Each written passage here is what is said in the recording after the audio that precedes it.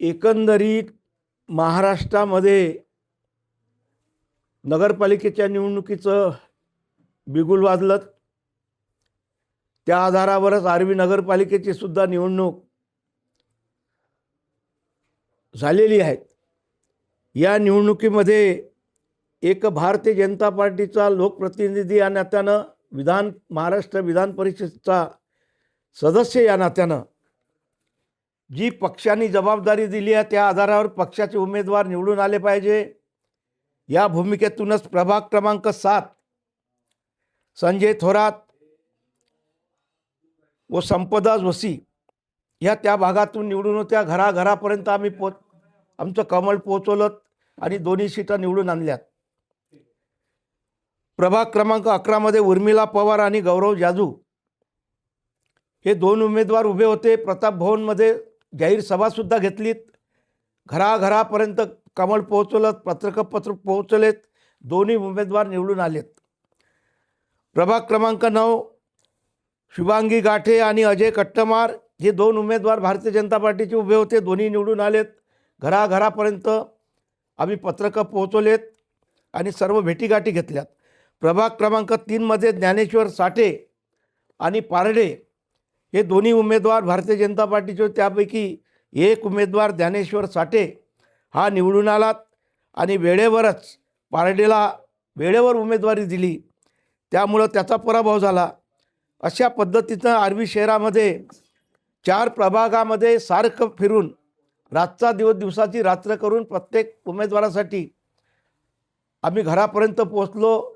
मतदारांना विनवणी केली आणि त्या आधारावरच साधारणतः प्रभाग क्रमांक 7चे दोन्ही, प्रभाग क्रमांक 11चे दोन्ही, प्रभाग क्रमांक 9चे दोन्ही आणि प्रभाग क्रमांक 3चे 1 असे उमेदवार मी स्वतः विनवणी करून मतदारांना हात जोडून हे उमेदवार निवडून आलेत.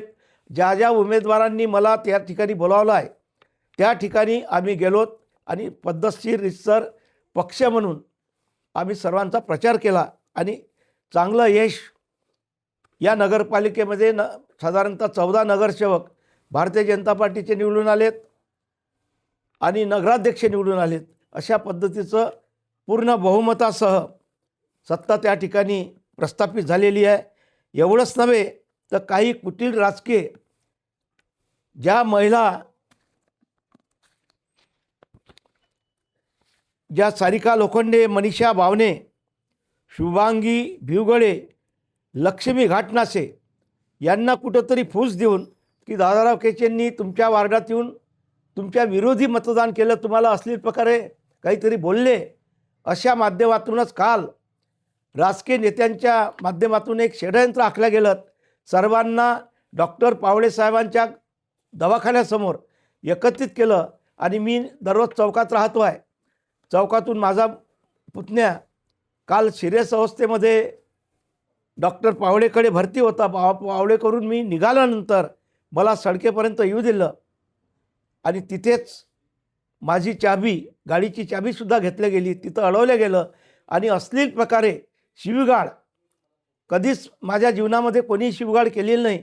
एवढी मोठी शिवीगाळ त्या एवढ्या महिलांनी केली आहे. त्या माध्यमातूनच त्यांचा रिपोर्टसुद्धा पोलीस स्टेशनला दिलेला आहे आणि या माध्यमातून असं षडयंत्र केवळ दादाराव केचेचं राजकीय वजन वाढू नये या भावनेतूनच हा षडयंत्राचा हा भाग काल दिसून आलेला आहे आणि त्या महिलांचा मी या ठिकाणी आणि काल झालेल्या घटनेचा निश्चितच निषेध करतो आहे. रात्री साधारणतः 11च्या दरम्यान तक्रार दिलेली आहे. सगळे पोरं गेलेले, मी तर गेलो नाही.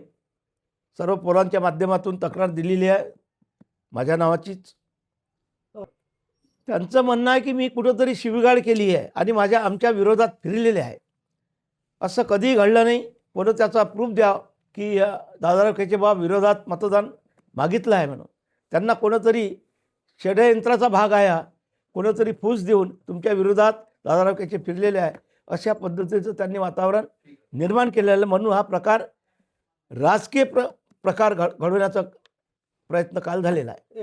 यामध्ये राजकारणातील मोठ्या नेत्यांचा भाग आहे. या महिलांना वेगळ्या पद्धतीनं आम्ही दाखवून हा प्रकार घडवण्याचा प्रयत्न केला. अंतर्गतच आहे, पक्षांतर्गतच नेत्यांचा यामध्ये मोठा हात आहे. त्यांनीच या महिलांना फूस देऊन असा प्रकार करा जेणेकरून यांची राजकीय कारकीर्द संपली पाहिजे, अशा पद्धतीचं एकंदरीत वातावरण त्यांनी निर्माण करण्याचा प्रयत्न केलेला आहे. परंतु आर्वीतील जनता समजदार आहे की दादाराव केचे कसा वागतो आहे लोकांसोबत, याबाबत दुसरं सांगण्याचं काही कारण नाही. कसं आहे, काही नागपूरचं या ठिकाणी पार्सल आहेत जे निवडणूक आली की नागासारखी गुंडाळी घेऊन तिथं बसले राहतात आणि त्या माध्यमातूनही ते षडयंत्र याच पद्धतीनं ह्या महिलांसुद्धा त्यांच्याच ऑफिसला नेहमी जातात आणि ते एक षडयंत्र आहे. नाही, पुढची म्हणजे आता हे कारवाई झाली पाहिजे, हेच भूमिका आहे. आज काही सर्वपक्षीय एकच नाही, मग त्यामध्ये राष्ट्रवादीसुद्धा आहे, रिपब्लिकन पार्टी आहे, काँग्रेस आहे. ह्या सर्व पक्ष, भारतीय जनता पार्टी, ह्या सर्व पक्षाच्या माध्यमातून आर्वी बंदची हाक सर्व कार्यकर्त्यांनी दिलेली आहे. या ठिकाणी होणार आहे.